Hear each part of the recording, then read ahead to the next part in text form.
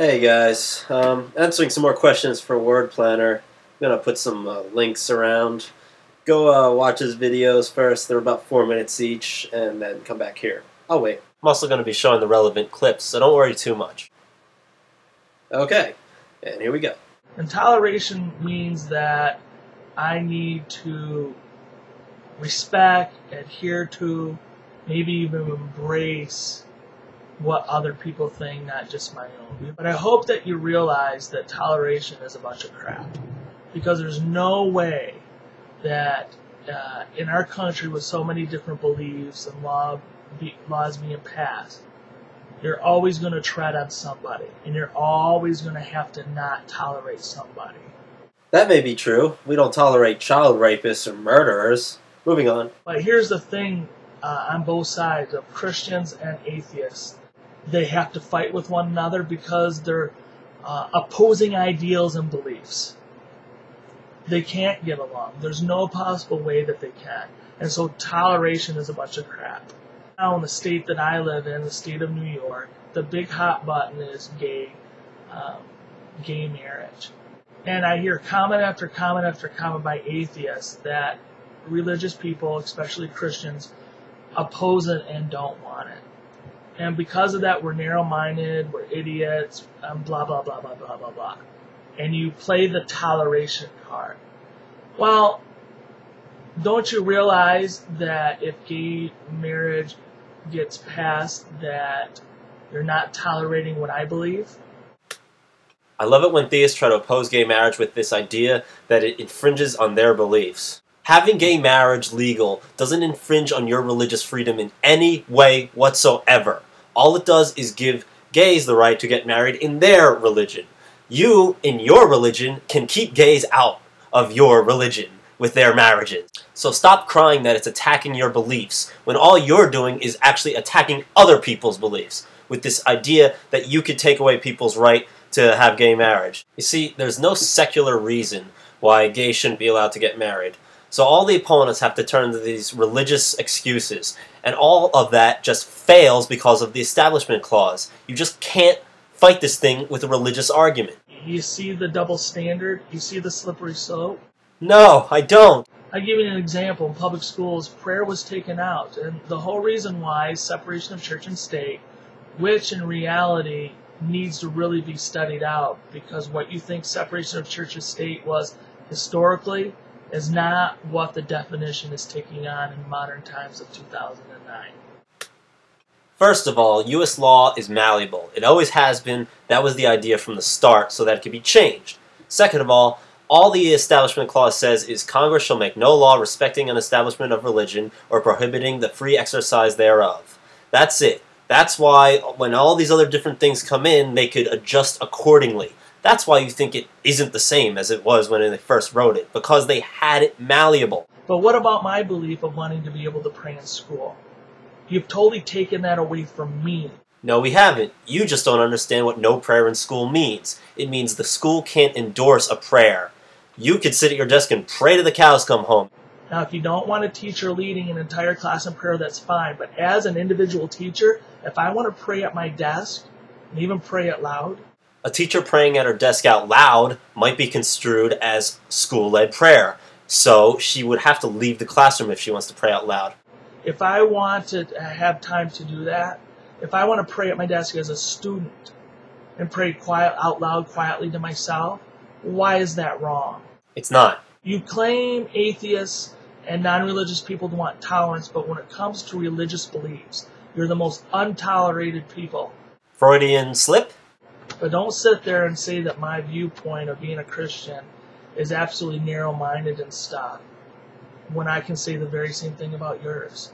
It's a double standard. So don't you ever play the tolerance card with me, because you don't tolerate me. No, we don't tolerate the intolerance. What's going on here is religious people are trying to push their agenda into the law. They're trying to restrict other people's rights. Gay rights, abortions, stem cell research. All this stuff is being influenced by this religious right radicals. And this is the thing that atheists fight. They're pushing their agenda into the secular world. That's what's wrong. We don't care if you sit in class and pray out loud. Let's check out his next video. This question, I guess, goes out to, everybody, but mostly my favorite people, atheists. Alright, I'll do the best I can to answer your question. So my question is then, how do we know or define morality?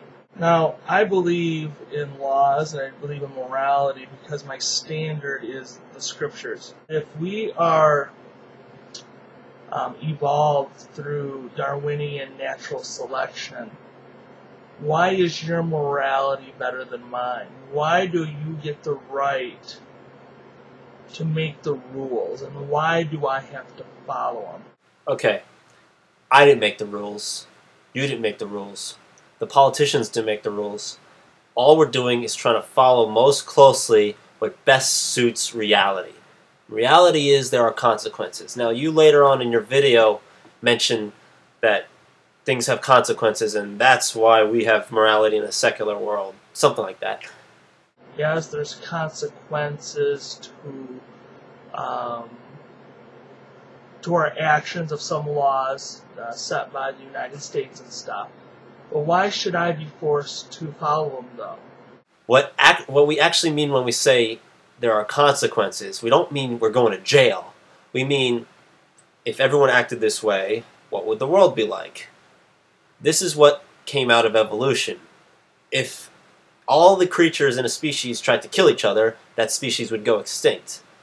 There are systems that evolved that prevent such things. This is why we care about people we're close to, like family or friends, people we see a lot. You know, when humans were in their early tribal stages, you didn't come across many people that you wouldn't come across often. If someone helped you, you were likely to see them again. If you helped them, they were likely to see you again. So helping each other, altruism, was an evolved trait. Morality evolved. If we are the ones that are making the rules and deciding what is right and what is wrong and what is moral, why do I have to follow it if I don't believe that your morality is moral? Fatal mistake. You're not following the morality that I dictate. You're following the morality that logic dictates. So if you don't believe it's right, it's because of your own limitations. There's no set higher power, in my case, God and the Bible, setting out these are the do's and don'ts from our Creator, setting out this is what morality is and these are the rules. These are the do's and don'ts. If that being gone, how do I decide? Why should I follow your rules? Now this is just an appeal to authority, which is ironic because while you're rejecting government laws, you're accepting God-given laws. What basis do you have to accept these laws versus those laws? They're both just authority. What you should be accepting is the logic that is placed on why things are bad and why things are good. It has nothing to do with authority. So WordPlanter, you go on asking the question repeatedly here. I hope I've answered it as best I can for you. If you have any more questions about it, don't be afraid to ask.